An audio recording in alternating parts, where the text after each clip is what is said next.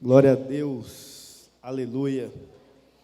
Eu estava nesses dias meditando e estava pensando exatamente sobre os jovens de hoje, né?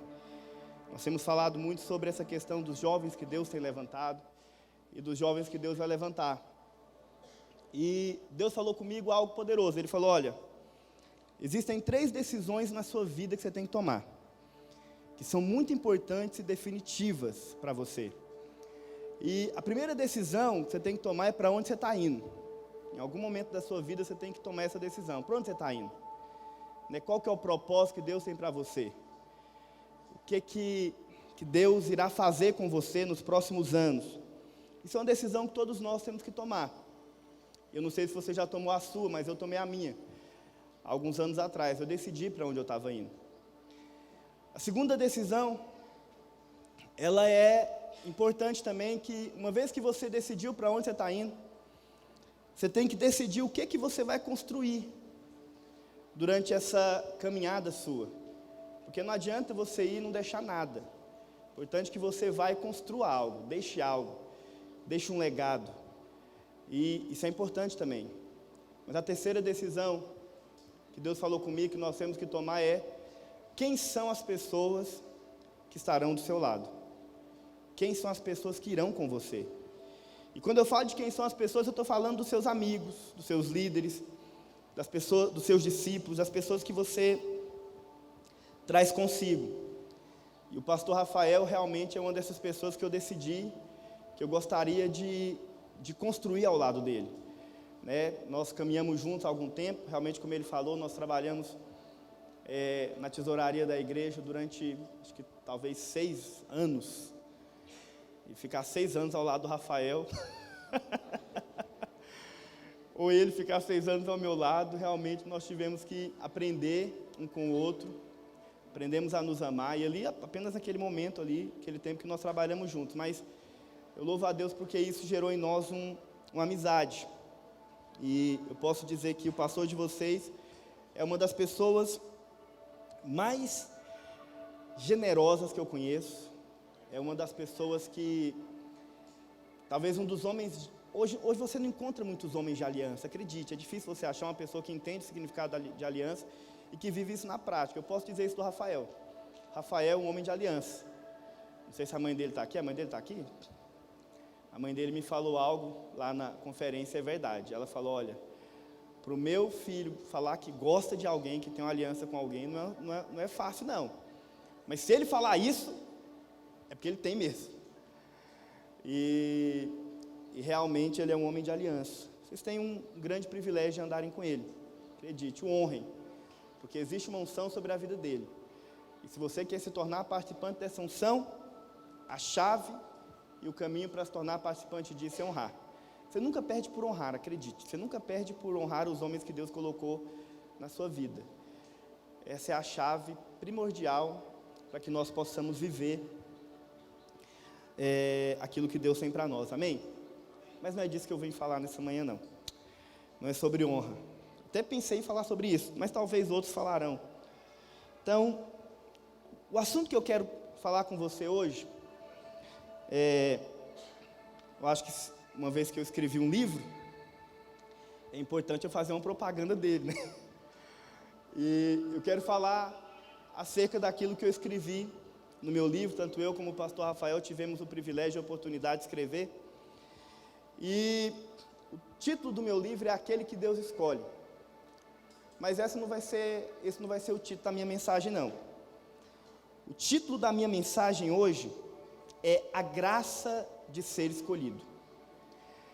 E, você sabe, irmãos, é muito importante que você entenda isso. Entender o que, pastor? Entender que você é fruto de uma escolha divina, de que você é fruto de um sonho de Deus. Você não está aqui porque você decidiu, você não está aqui porque você escolheu, você não está aqui porque um dia você falou: eu quero ir. Não, eu quero te falar algo. Você está aqui porque Deus escolheu você. A Bíblia fala que antes da fundação do mundo, Ele já havia nos escolhido. Ele já havia determinado todos os nossos dias, de modo tal que hoje, se nós vivemos o que vivemos, experimentamos o que experimentamos, vivemos porque fomos escolhidos por Ele. E essa é uma verdade fundamental, porque uma vez que você compreende isso na sua vida, você percebe que as coisas que acontecem, ou que deixam de acontecer, elas acontecem porque você está debaixo de um governo soberano de Deus. E isso, você sabe, para alguns, essa afirmação que eu falei, ela incomoda. Tem muita gente que fica incomodado com isso, porque ele fala, nossa, mas e onde está a minha liberdade de escolha? E onde está o livre-arbítrio? E onde está o eu escolher, o eu decidir? Então tem muita gente que se incomoda com isso. Mas por outro lado, eu quero falar para você que existem outros como eu, que eles descansam nessa afirmação. Na verdade, quando eu entendi isso e tive revelação disso, isso me trouxe descanso. Isso me trouxe aconchego. Porque eu percebi isso, eu percebi que eu sou fruto de uma escolha divina. E que não tem nada a ver comigo. Que não foi eu que fiz alguma coisa, e que não tem nada a ver com o meu merecimento. Porque, você sabe, quando você se depara com essa afirmação, o que vem na sua cabeça? Então, por que Deus escolhe? Quais são os critérios que Ele usa? E aí, quando você olha para a palavra de Deus, você percebe que aqueles que Deus escolhe, ou aqueles que Deus escolheu para fazerem a sua obra, para cumprirem o seu chamado, geralmente, em sua grande maioria, não são pessoas com méritos para isso, não são pessoas com grandes habilidades, não são pessoas que são capazes de fazer, não. Deus simplesmente escolhe independente do que eu sou ou não capaz de fazer. Deus escolhe independente de mim, ou apesar de mim. E isso é tão poderoso e ao mesmo tempo nos coloca dentro dessa atmosfera de graça. Porque agora você entende, poxa vida, então quer dizer que eu fui escolhido por Deus, que eu sou fruto de uma escolha divina, e que se eu estou onde eu estou, e eu vivo o que eu vivo, é porque um dia Ele me achou, um dia Ele me encontrou, e um dia Ele me escolheu.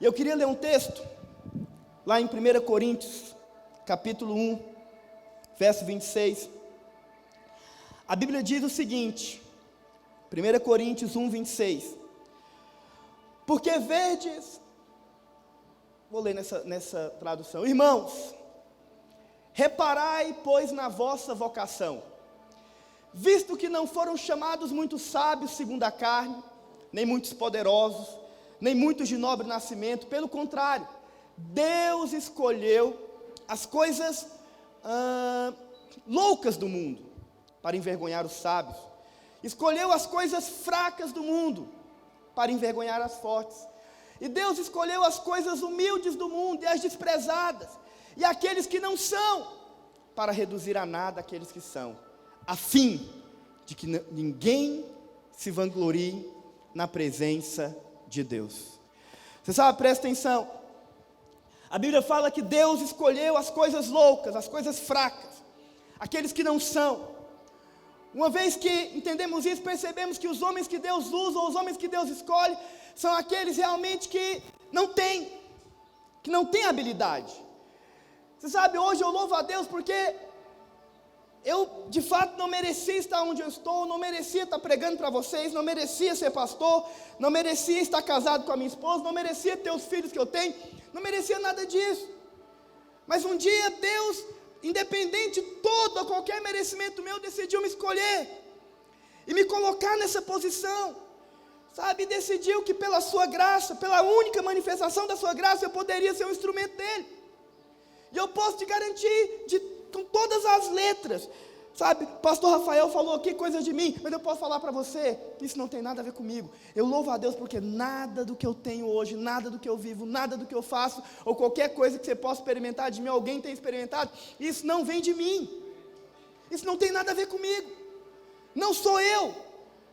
Na verdade, acredite, eu nem deveria estar aqui, mas um dia Deus me escolheu e decidiu, eu vou te usar.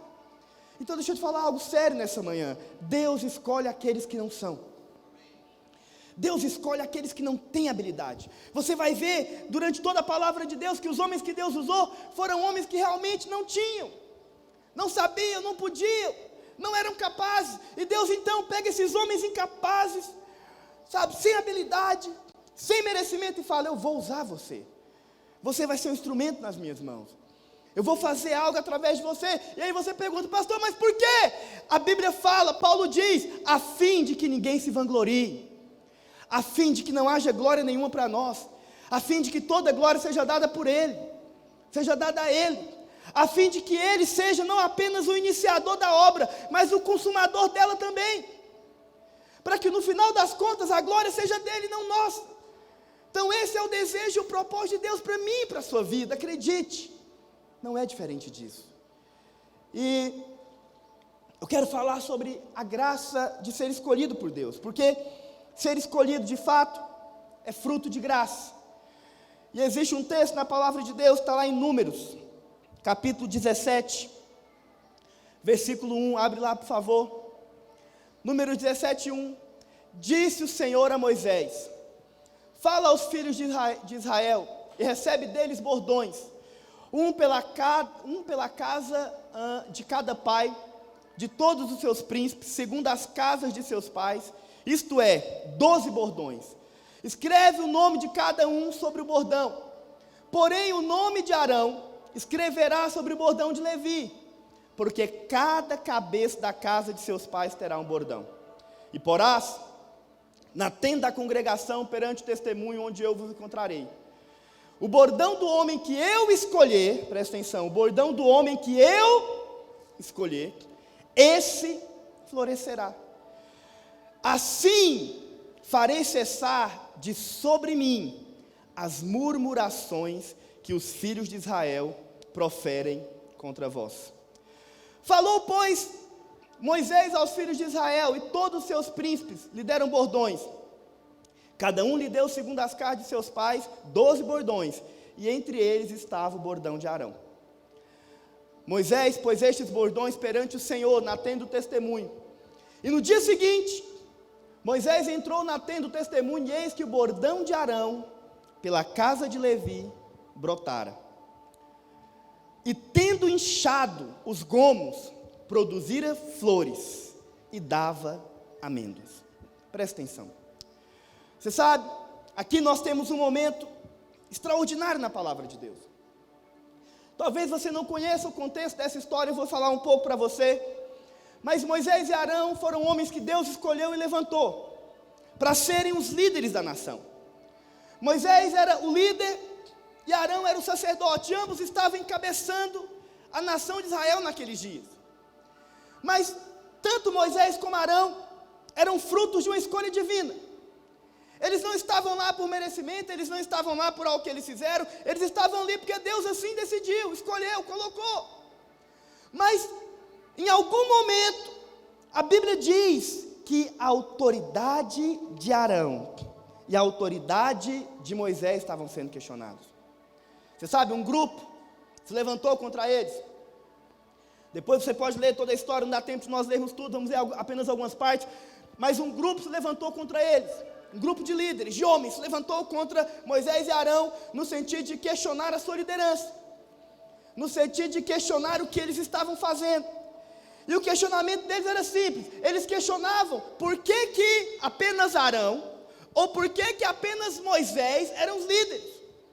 Em outras palavras, o questionamento era o seguinte: por que Deus está usando só eles? Em outras palavras, por que Deus não me escolheu? Por que eu não estou lá?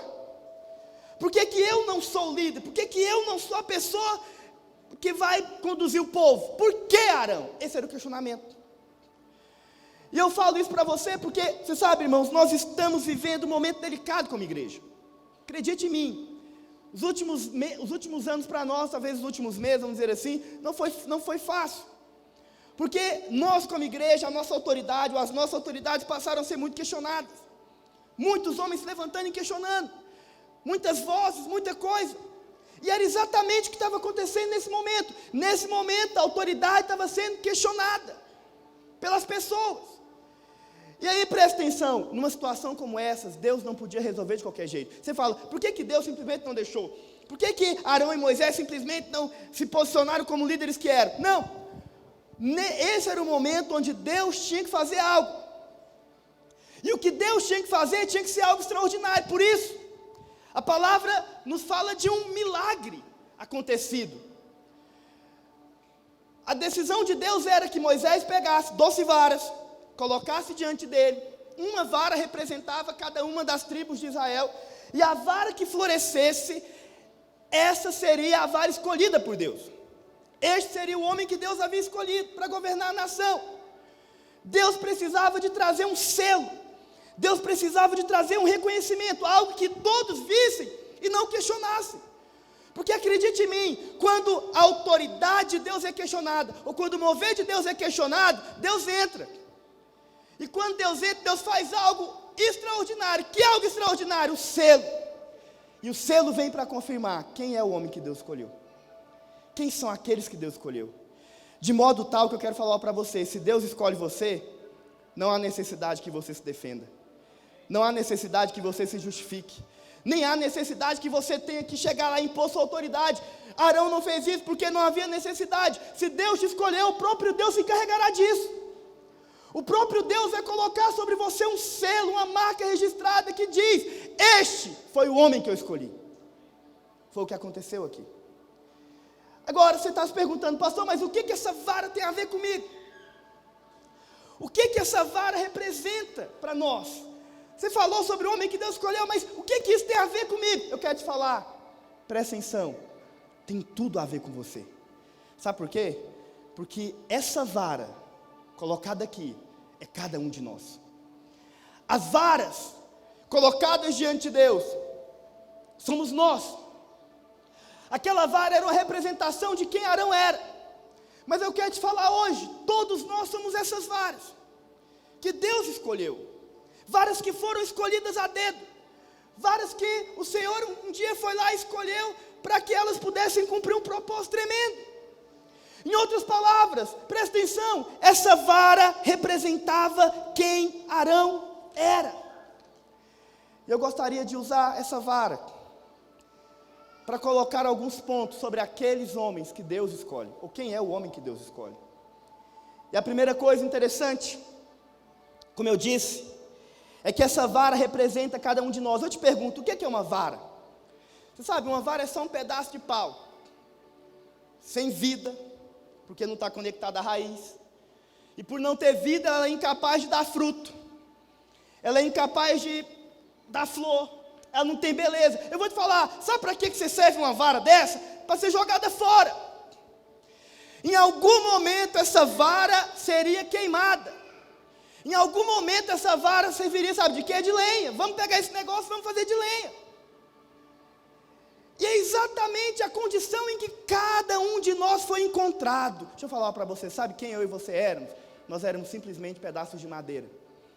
Sem vida, não tinha nada, estava tudo morto. Sem beleza nenhuma, não tinha flor, não tinha nada em nós que fosse digno de ser chamado a atenção. E incapaz de dar fruto. Que fruto que podia esperar de você? Nada. O que você poderia ser capaz de produzir por si só? Coisa nenhuma. Então para que eu sirvo? Para nada. Eu vou te falar para que eu e você servíamos. Para ser jogado fora, ser queimado no fogo. Era para isso que nós serviríamos. Mas aí Deus encontrou essa vara, esse pedaço de madeira, sem vida, sem flor, sem nada. Falou: eu vou fazer desse pedaço de madeira alguma coisa.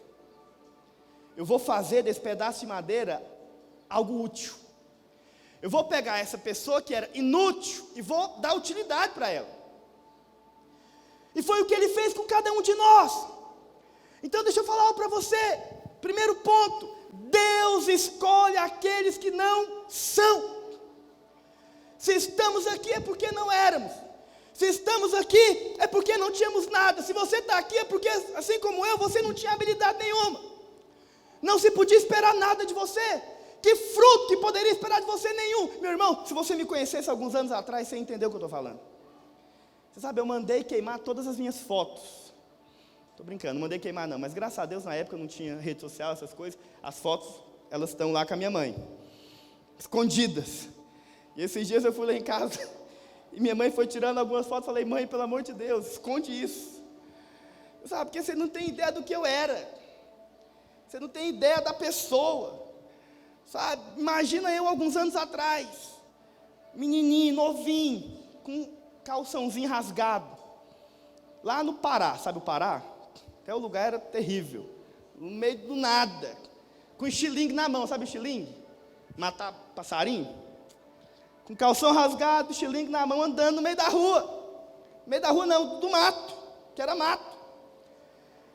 E aí você olhava para essa cena, você fala, você nunca imaginaria que um cara desse um dia seria usado para pregar. Que uma pessoa dessa influenciaria quem quer que seja. Sem perspectiva nenhuma, de nada, não tinha o que se esperar de mim. E talvez você está aqui hoje, isso parece muito comigo, não tem o que se esperar de você. Para que você serve? Para ser queimado, atacado no fogo, jogado fora, não serve para nada. Então Deus pegou essa vara sem serventia, sem utilidade, sem nada, e falou, eu vou fazer dessa vara alguma coisa. Eu vou tornar esse negócio útil. Eu vou dar beleza. Eu vou dar flor. Sabe, você vai ter uma beleza que não é sua, um fruto que não é seu, uma vida que não vem de você. E pasme, vai influenciar muita gente. Pessoas virão até você e falarão que você marcou a vida delas. Pessoas virão até você e vão, você foi usado por Deus, e aí você vai parar, mas o que eu não tenho. De fato, você não tem, mas Deus escolheu você, e colocou isso em você. Esse é o primeiro ponto, Deus escolhe aqueles que não são. Deus escolhe os que não são.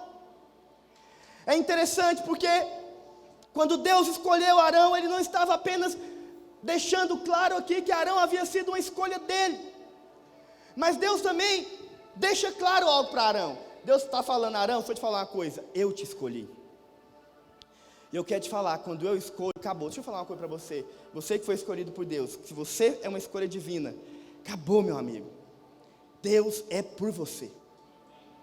Você sabe, Arão não precisou se defender. A Bíblia fala que Deus intermediou e falou, eu estou aqui na frente, eu estou aqui no lugar. Olha o que ele fala. Sobe um pouco. Um pouco mais. Tá bom. Desce mais. Falou, pois... Verso 5, o bordão do homem que eu escolher, esse o quê? Assim farei cessar de sobre, presta atenção no que ele está falando, farei cessar de sobre mim, as murmurações que os filhos de Israel fizeram contra vós. Presta atenção, sabe o que Deus está falando? Se eu te escolhi, qualquer pessoa que se levantar contra você, se levanta contra mim. Qualquer pessoa que falar contra você, é contra mim que ela fala. Em outras palavras, se eu te escolhi, eu sou por você. Eu vou com você até o fim. Deixa eu falar uma coisa sobre Deus. Deus é um Deus de aliança. E quando Ele escolhe, Ele faz uma aliança com você, Ele vai com você até o fim nessa aliança. Sabe, Ele não quebra essa aliança por nada. Isso é uma das garantias que nós temos de termos sido escolhidos por Deus. Mas a segunda coisa que nós vemos aqui, irmãos, é que Deus escolhe aqueles que não merecem. Você sabe uma coisa interessante que talvez você não saiba? É que se você for ler toda a história, você vai perceber que Arão, esse Arão aqui que Deus está defendendo, alguns dias atrás, havia se levantado contra o líder dele também. Sabe contra quem? Moisés. E Arão havia questionado a autoridade de Moisés. Em outras palavras, presta atenção. O que Arão podia pensar aqui agora? Só estou colhendo o que eu plantei. Eu errei, se levantei contra meu líder, agora estão se levantando contra mim. Ele podia pensar isso? Podia, mas deixa eu te falar uma coisa, ele não precisava de pensar isso. Sabe por quê? Porque Deus não escolheu ele por merecimento. Deus não escolheu ele pela quantidade de acertos. Deus não escolheu ele por isso. Deixa eu te falar uma coisa, talvez você esteja pensando, pastor, mas será que Deus escolhe até aqueles que é? Deixa eu falar para você, acredite em mim, Deus não escolhe você baseado na quantidade de acertos que você cometeu, que você fez. Deus não olha para os erros que você cometeu, a escolha dele não tem nada a ver com isso. Não tem nada a ver conosco, não tem nada a ver com o que eu fiz ou com o que eu deixei de fazer. Impressionantemente, Deus se levanta em favor daquele que havia errado, daquele que havia falhado, daquele que havia cometido um erro no passado. Deus fala: não se preocupe, Arão, eu estou aqui. Esquece o que você fez, porque eu quero te falar, eu não escolhi você baseado nos seus acertos. Eu não escolhi você porque você era bom.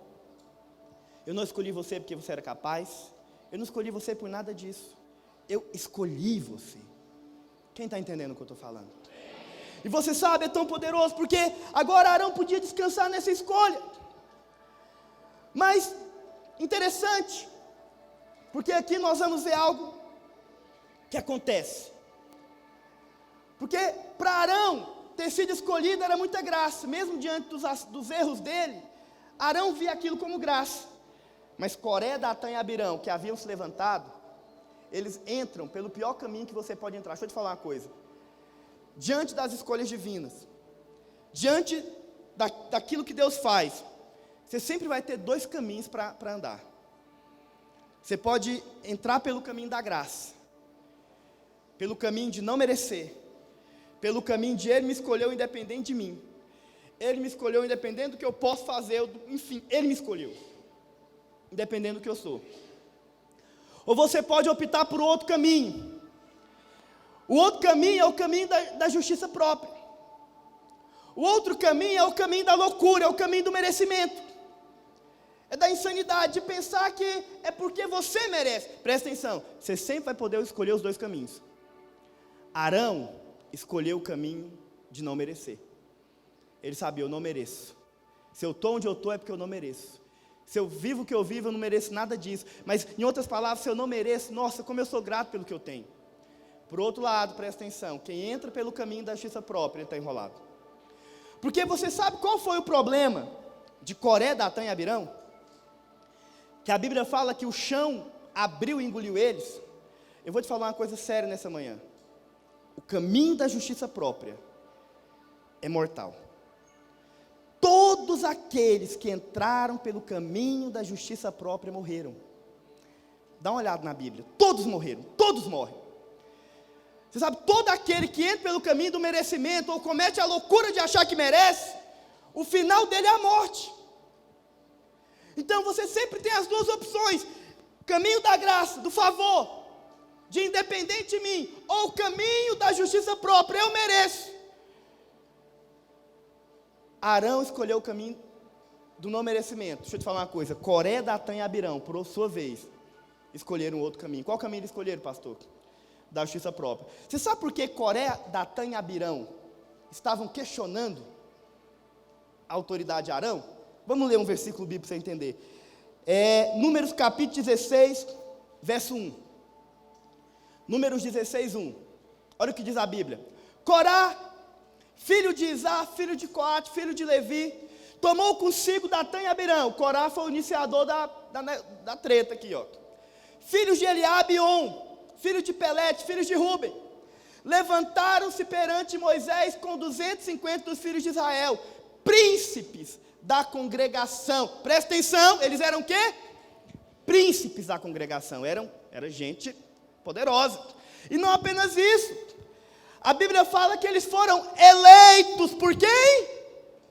Presta atenção, isso aqui que isso é poderoso. Sabe quem elegeu eles? Os homens. Sabe quem elegeu Arão? Deus. Você escolhe quem que você quer que te coloque lá. Quem que você quer que te eleja. Você sabe qual é o problema dos homens te colocarem? É que quando os homens te colocam, a sua posição vai ser questionada. Não há, presta atenção, garantia, se foram os homens que te colocaram lá. Mas quando Deus te coloca, ninguém pode questionar. Quando é Deus que colocou, independente do que os outros estão pensando, dizendo ou falando, meu amigo, estou nem aí, foi Ele quem me colocou aqui.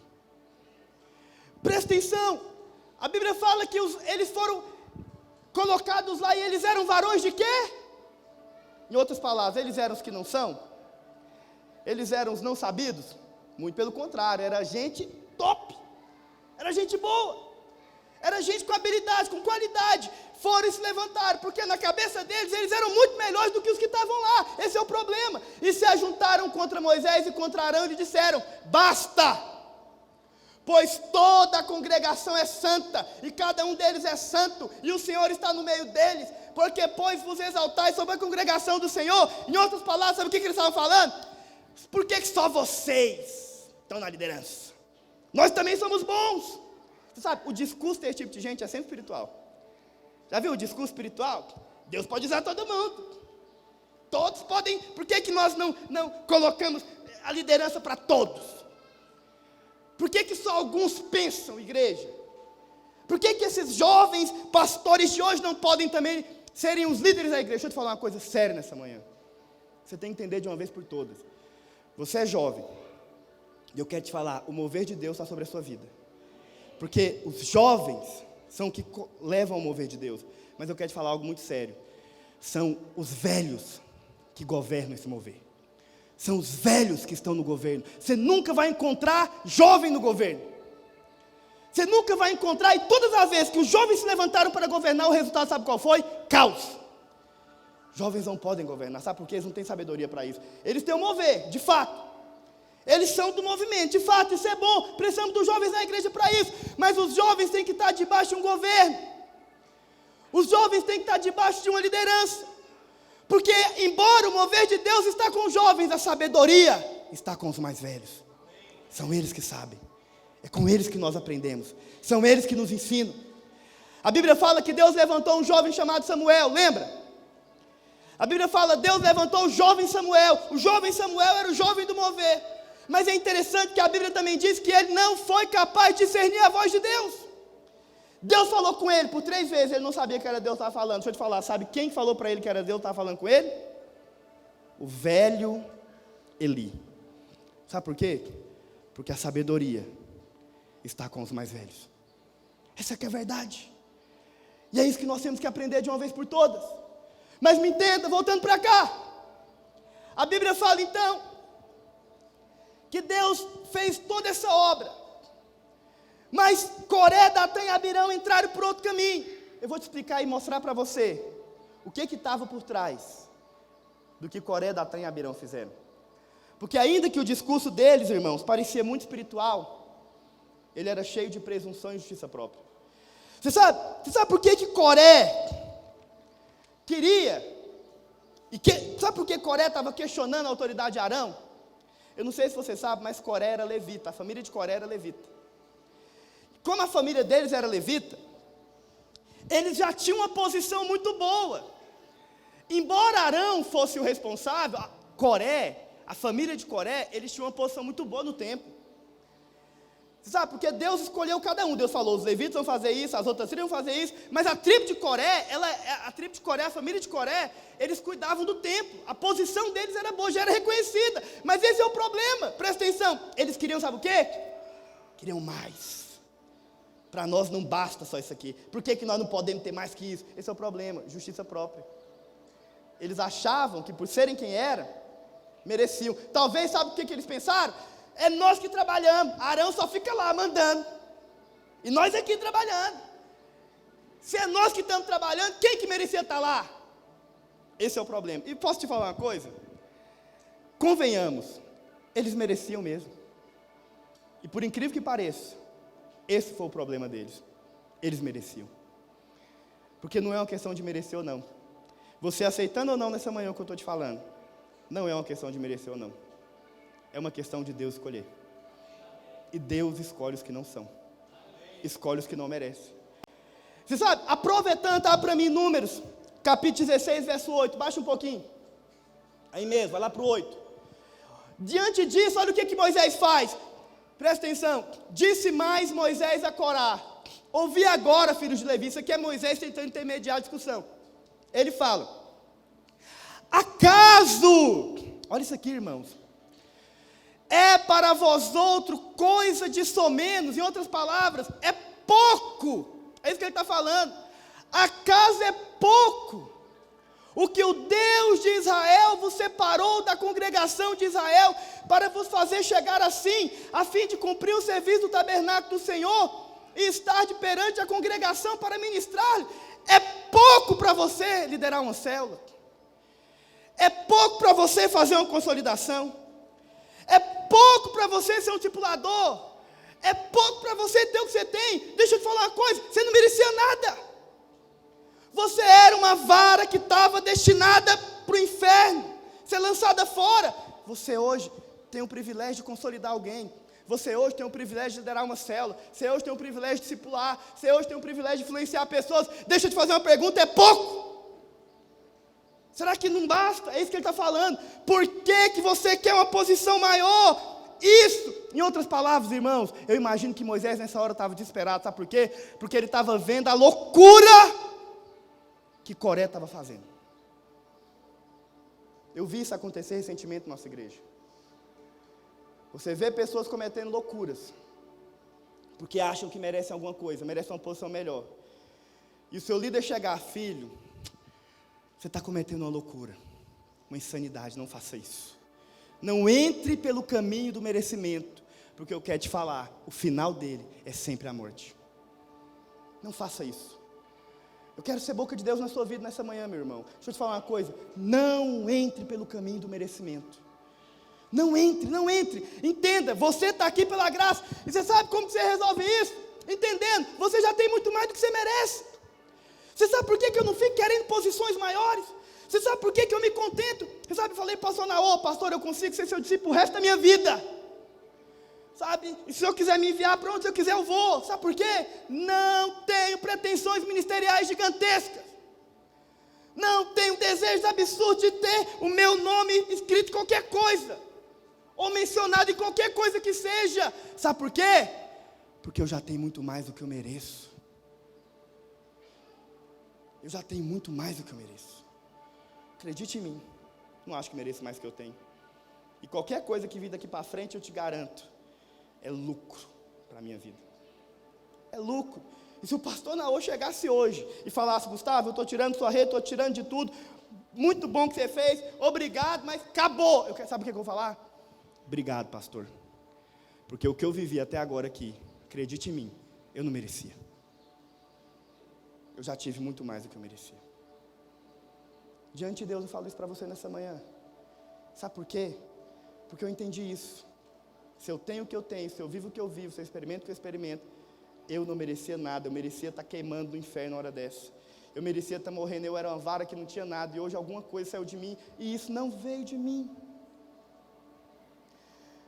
Mas o problema é quando você comete a loucura de achar que merece alguma coisa.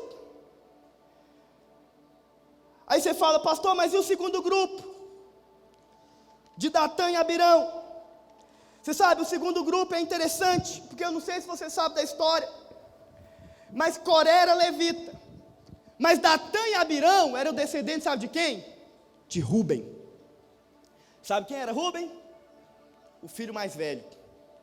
Eles eram a tribo mais velha, aqueles que chegaram primeiro. Você sabe, isso é um problema sério, já viu? Porque tem gente que pensa também que Deus escolhe o que chegou primeiro, o que está na frente, o mais velho, o bom, o que tem a proeminência. Deus não segue a nossa lógica. A escolha divina não tem nada a ver com a lógica humana. Eu sei que na sua cabeça tem uma fila, já viu? Está lá, pastor Rafael vai levantar o próximo obreiro. Aí tem lá todos eles que estão querendo ser obreiro. Aí você fala assim, nossa, mas esse aqui chegou primeiro. Esse é o mais forte. Esse é quem tem cara de... Deixa eu te falar uma coisa, não é assim que funciona. Com Deus não funciona assim. Deus pega o último da fila e coloca na frente.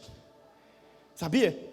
E deixa eu te falar uma coisa séria. Deus é um especialista em escolher aquele que nem estava na contagem. Davi não estava na contagem. Sabia que Davi não era contado?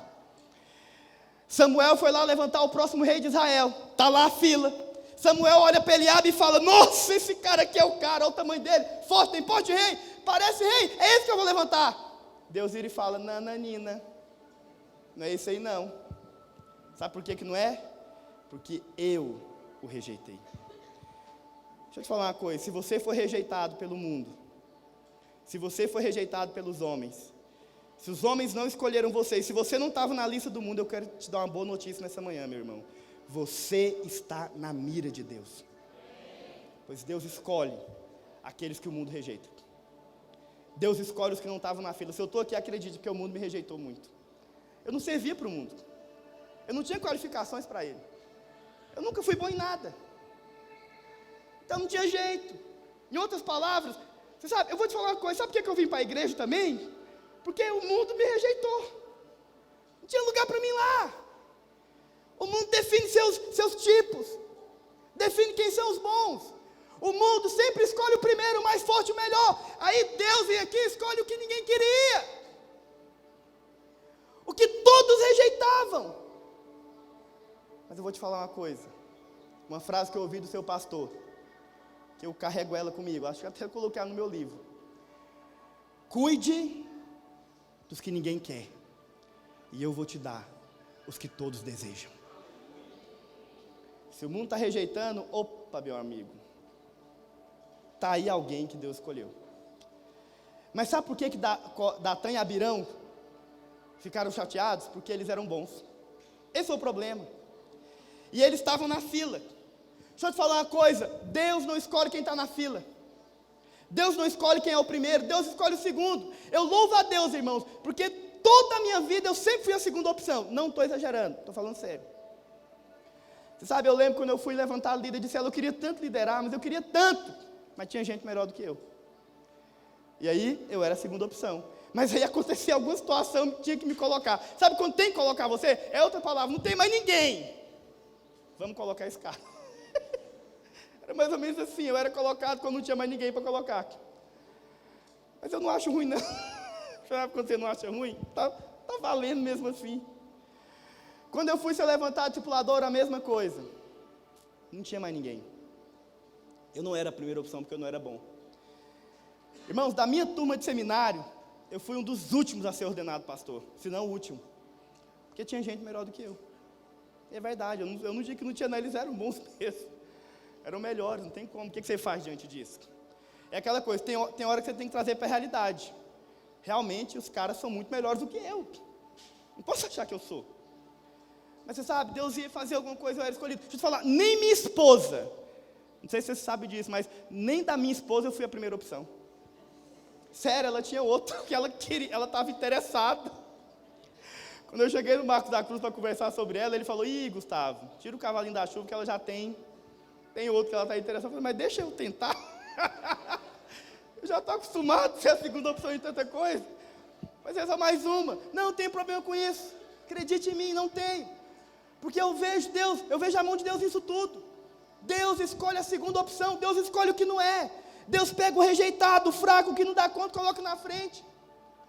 Porque é a escolha divina. Eu estou quase encerrando. Você sabe? Lá em... Deus escolhe os que chegaram ao fim de si mesmo.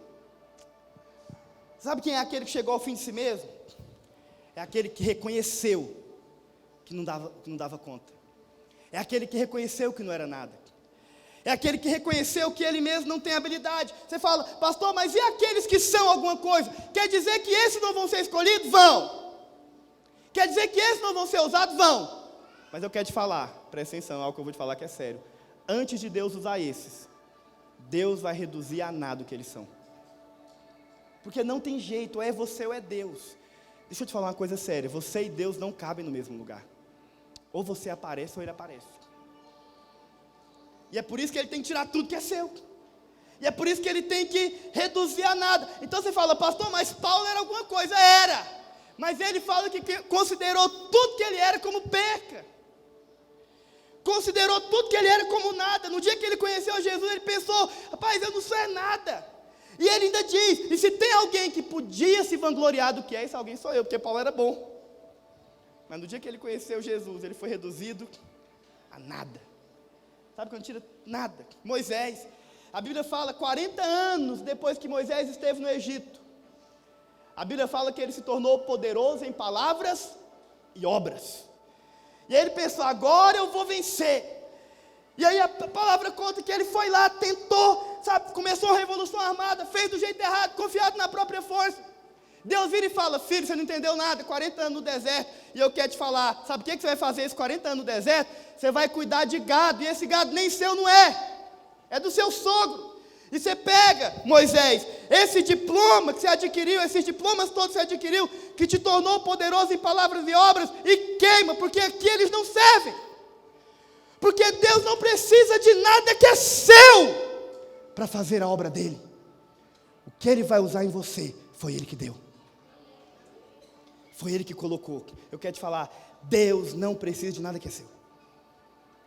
Mas e todos os anos do que eu adquiri? Nada. Mas e meus diplomas? Nada. Mas e tudo? Nada. Entenda, qualquer coisa que vier de você, para Deus não serve. Porque tudo que Ele vai usar em nós foi colocado por Ele. Foi gerado por Ele. Foi a habilidade que Ele deu. Porque é assim que funciona. Sabe, Deus reduz Moisés a nada. 40 anos no deserto. Sabe o que acontece? A Bíblia fala que um homem poderoso em palavras e obras. Não sabia falar mais. Quando Deus chama ele, sabe o que ele fala? Senhor, eu não sei falar. Eu sou gago, eu sou pesado de língua. O que eu vou dizer? Uai, Moisés, mas você não era bom? Meu amigo, 40 anos, cuidando de gado. Eu vou te falar uma coisa, eu já morei na roça, na fazenda mesmo, durante 4 anos. Não tinha gente, era só eu, meu pai e minha irmã. Você sabe, você, seu pai e sua irmã, com o passar do tempo, pela familiaridade, vocês não têm mais papo, vocês não conversam mais. O que a gente podia conversar? Nada. Dava a noite, a gente sentava, olhava um para o outro, não tinha televisão, não tinha nada, e não tinha assunto. Então, por 4 anos da minha vida, eu tive que desenvolver relacionamento com bicho. Porque tinha galinha, tinha tudo lá, vaca, essas coisas. Então, você conversa com bicho, já viu como é que você conversa com bicho? Só que com bicho, você não conversa socialmente. Com bicho, você fala, sai daqui! Né? Com vaca é, vem, vamos, é assim que fala. Aí, de repente, minha mãe nos traz aqui para Goiânia. Irmãos, foi um choque de realidade. Eu morava na roça do Pará, vim para uma capital. Não sei conversar com gente. Tem gente, você não sabe. O povo, às vezes, me tornei uma pessoa extremamente antissocial. Até hoje eu tenho resquícios disso. Minha esposa que briga comigo, coitada. Porque às vezes a gente está passando pelas pessoas, os irmãos me cumprimentam, eu faço assim, ó. Já viu como eu faço? Aí minha esposa fala, meu bem, falaram com você, ué, mas eu respondi assim, ué. Porque é assim que peão conversa, já viu? Ele fala assim, opa, acabou. Não tem mais papo, não tem mais conversa. Mas acredite, é porque isso foi desenvolvido. Então, se eu não cumprimentar você direito, me perdoe, eu estou aprendendo. Mas o que eu estou querendo mostrar para você? Eu fiquei 4 anos, Moisés ficou 40. Você acha que esse cara conseguia desenvolver relacionamento com alguém? E agora ele seria o líder da nação, para levar a nação inteira. Pela madrugada, foi Deus, ele não podia fazer nada. Deixa eu falar para você nessa noite, nessa manhã. Deus reduz a nada o que nós somos, para que Ele possa ser nas nossas vidas. Você pode ficar de pé?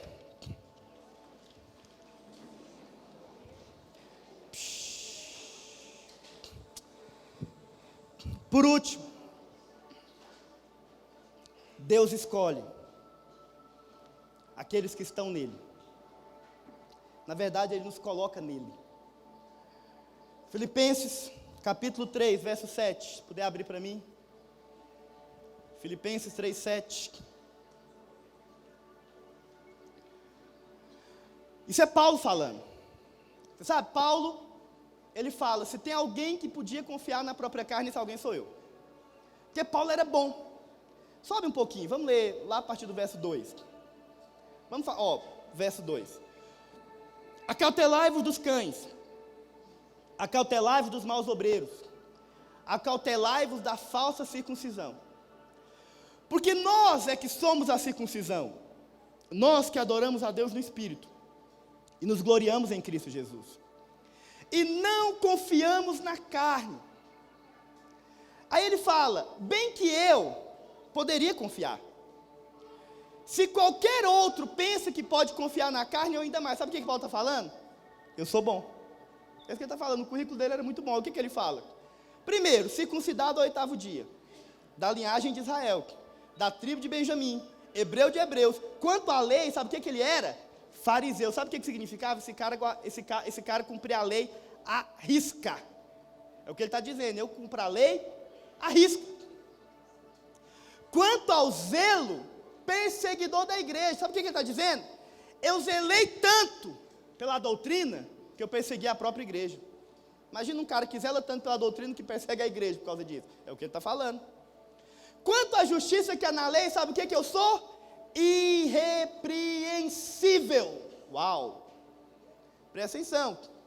Mas o que para mim era lucro, eu considerei o quê? Perca. Presta atenção. O que para mim era lucro, eu considerei perca. E ele diz: sim, deveras considero tudo como perda, por causa da sublimidade do conhecimento de Cristo Jesus, meu Senhor, por amor do qual perdi todas as coisas e as considero como cocô. Refúgio é cocô, tá, irmãos? A palavra é bonitinha para cocô. Para ganhar a Cristo e ser achado nele, não tendo justiça própria que procede da lei, senão a que é mediante a fé em Cristo, a justiça que procede de Deus, baseado na fé, para o conhecer o poder da sua ressurreição e a comunhão dos seus sofrimentos, conformando-se com ele na sua morte, para que de algum modo alcançar a ressurreição dentre os mortos. Deixa eu falar para você nessa manhã para encerrar. Você sabe, a última coisa interessante sobre a vara de Arão é que essa vara ela foi colocada dentro da Arca da Aliança. A Arca da Aliança ela representava Cristo. Você sabe, deixa eu falar para você, você é uma vara que foi colocada dentro da Arca. Você é uma vara que foi colocada em Cristo. Paulo está dizendo que ele era uma vara que foi colocada em Cristo. E aí ele fala, eu fui achado aonde? Nele. De modo tal que eu não tenho nada que é meu. O que eu tenho por causa dele. Sabe, eu louvo a Deus por isso. O que eu tenho por causa dele. O que eu vivo por causa dele. A Bíblia fala que aquela vara, que não tinha vida, deu vida. Você sabe o que significa uma vara morta da vida? É o poder da ressurreição. Deixa eu falar para você sério nessa manhã. O poder da ressurreição é a vida que procede de nós, que Deus coloca em nós. Aquela vara morta de repente passou a viver, mas essa vida que ela vivia não era dela, essa vida era de quem? Dele. Você sabe, hoje existe uma vida em cada um de nós. Você sabe o que as pessoas admiram em você? É a vida que ele colocou. Quando você prega, quando você fala, quando você diz, quando você ministra, e as pessoas são tocadas, não é por sua causa, é porque tem uma vida. Agora essa vida não é sua, essa vida é dele, é o poder da ressurreição operando dentro de você. Agora, você sabe, não existe poder da ressurreição sem haver morte, porque para ter vida tem que ter morte, já viu? Jesus falou, o grão de trigo se cair na terra, não morrer fica ele só, mas se morrer produz fruto. O que é morrer, pastor? É chegar ao fim de si mesmo. É reconhecer, eu não sou nada, Senhor, eu preciso de Ti. Me usa. Sabe, eu reconheço nessa manhã, eu não sou nada, acredite, irmãos, eu não sou nada. Se alguma coisa há em mim, o que há em mim vem dEle. Não procede de mim, eu louvo a Deus por isso.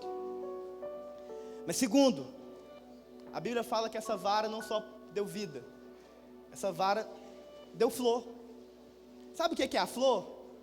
É a beleza. É aquilo que atrai. Deixa eu falar para você, nós que somos escolhidos por Ele, tem uma beleza em nós que vem de nós. Na verdade, fomos rejeitados. As pessoas não queriam nenhum de nós. Não temos o que o mundo quer, mas Ele coloca uma beleza. As pessoas começam a ser atraídas por você.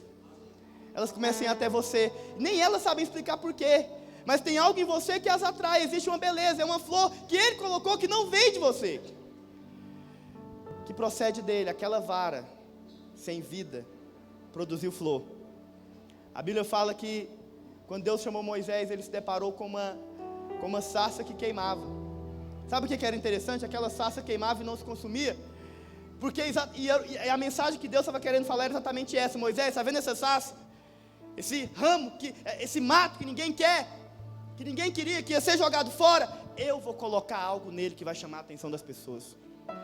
Aquela sarça ficou bonita, ficou bela, e o fato dela não se consumir dizia o seguinte, que aquele fogo não dependia dela, vinha dele. Deixa eu te falar, o fogo que queima o nosso coração, o fogo com que queimamos não vem de nós, não é você, não foi produzido por você, foi Ele quem colocou. Mas por último, não menos importante, aquela vara deu fruto. Você sabe, esse é o fruto que é gerado em nós por meio dele, que não tem a ver com você, que não é por sua causa, não é porque você é ou porque você deixa de ser, mas porque Ele colocou. Sabe, meus irmãos, nessa manhã eu quero te convidar a isso. Eu quero convidar você a ser como um desses, que reconhece na presença de Deus que não é nada, que fala: Senhor, eu não sou nada, mas eu sei que o que pode ter em mim ou através de mim vem de você. Por isso eu quero me render diante do Senhor. Eu quero abrir mão da justiça própria, sabe, de todo merecimento. Deixa eu te falar uma coisa: não cometa a loucura de merecer. Não cometa, nunca na sua vida, sabe, nem por um segundo. E todas as vezes que isso passar pela sua cabeça, rejeita, porque você não vai chegar em lugar nenhum merecendo. Talvez no mundo sim, mas em Deus não. Você sabe, em Deus nós chegamos quando não merecemos, quando reconhecemos isso. Você sabe, eu quero encerrar contando uma história. Meu tempo não deu para contar tudo que eu queria contar, mas enquanto eu meditava sobre isso, Deus falou comigo de um homem chamado Mefibosete. Não sei quantos já ouviram falar. A história dele está contada ali no livro de 2 Samuel. Houve um dia, um tempo, onde Davi perguntou se havia alguém da casa de Saul que ele deveria de alguma forma honrar. E lembraram ele que havia um jovem chamado Mefibosete, que era neto de Saul, filho de Jonatas, o melhor amigo de Saul. E esse Mefibosete, ele, durante a fuga em que Saul foi morto, e Jonatas também, ele acabou caindo e ficando aleijado, e ele foi morar numa terra distante, chamada Lodebar. E Davi então se lembrou dele. Na verdade, Mefibosete era nada, ele não tinha nada, ele era ninguém, sabe, talvez como eu e você, estava largado lá. E aí Davi chama ele e fala: Ô Mefibosete, eu quero que você venha para minha casa, você vai morar no palácio do rei. Você sabe, mas Mefibosete naquele momento olhou para as pernas e pensou: poxa vida, eu não sou nada, eu sou só um aleijado. Ele ainda falou: eu não passo de um cão morto, o que o rei quer comigo? Mas o rei na verdade queria honrá-lo. E você sabe, Mefibosete é convidado a morar no palácio do rei e a sentar na mesa do rei. E esse assentar na mesa nos fala de ser colocado numa posição, presta atenção, não apenas de desfruto do banquete, porque os irmãos sabem, todos aqueles que sentavam na mesa do rei tinham direito a todo o banquete que o rei tinha, mas as pernas dele também ficavam debaixo da mesa, em sinal de que eu não estou olhando para as suas falhas, eu não estou olhando para os seus erros, eu quero te falar, eu te escolhi independente de você, eu não te escolhi porque você era bom, não escolhi porque você dava conta, eu te escolhi porque eu amo você, então aceita, só isso. Mas a história conta, irmãos, que quando Absalão, eu quero encerrar com isso, quando Absalão tomou o reino de Davi, eu não sei se você sabe, mas o servo de Mefibosete chamava Ziba, e esse Ziba era traiçoeiro, mas ele enganava Mefibosete, e ele que cuidava de Mefibosete. E no momento em que Davi está fugindo, diz a Bíblia, que Ziba dá um jeito de Mefibosete ficar, só que Mefibosete era apaixonado pelo rei, ele não ia ficar lá com Absalão, ele ia com o rei, porque ele amava Davi, porque Davi usou de graça para com ele. Só que Ziba mente, e sabe o que ele faz? Ele fala que Mefibosete quis ficar com Absalão. Davi talvez naquele momento se sentiu traído por ele, falou: eu amei tanto esse menino está me deixando. Davi foi embora. Mas sabe, irmãos, Mefibosete ficou porque ficou enganado. Sabe o que acontece no final da história? A Bíblia conta que quando Davi volta para tomar o reino, sabe quem que é a primeira pessoa que sai correndo para encontrar Davi? Mefibosete. Ele ficou doido. E ele ainda fala: meu rei, durante todo esse tempo que você esteve fora, eu não cortei meu cabelo, eu não fiz a minha barba, eu não troquei a minha roupa. Sabe por quê? Porque o Senhor usou de graça demais para comigo. Eu não merecia estar onde eu estou. E pelo fato de não merecer, eu sou grato demais pelo que eu tenho. Eu jamais, meu rei, me levantaria contra o Senhor. Você sabe quem que se levanta contra líderes? Sabe quem que se levanta contra o rei? Quem não é grato com o que tem. Mas sabe quem que não é grato? É quem não entende que ele já tem muito mais do que ele merece. Mefibosete sabia que ele não merecia estar onde estava, mas ele achou graça diante do rei.